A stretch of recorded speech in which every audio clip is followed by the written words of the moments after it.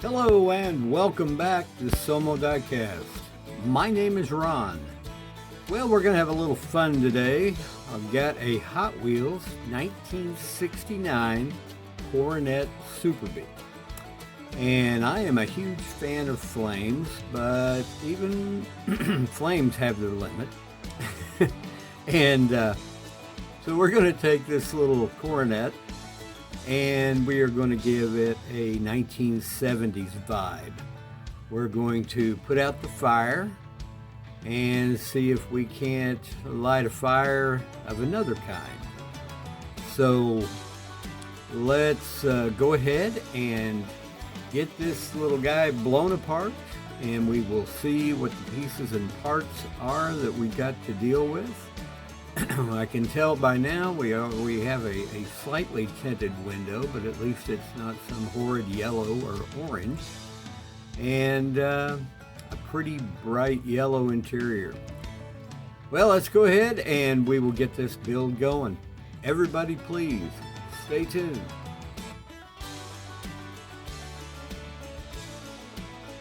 All right, we got our little Hot Wheels 69 Coronet Super Bee all blown apart. Had two posts, drilled them and tapped them with the 256 screws. No problem with that, they drilled right out, didn't blow anything out. We'll see what it looks like under that paint. There's always a few casting lines, but that one doesn't look too bad. And like I said, we have nice tinted glass, an ugly yellow interior, but we can take care of the color, and a chrome base, which we are going to eradicate the chrome post haste, and a set of wheels that we are probably going to swap out for something a little more from the 70s, hopefully. Well, all right, let's get that casting in the stripper and get the plastic all cleaned up, get the chrome off that base, and we'll get this build going. So everybody please, stay tuned.